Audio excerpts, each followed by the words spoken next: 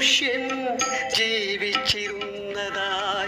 ഇതിഹാസങ്ങൾ നുണ പറഞ്ഞു. ഈശ്വരനെ കണ്ടു, ഇബ്ലീസിനെ കണ്ടു.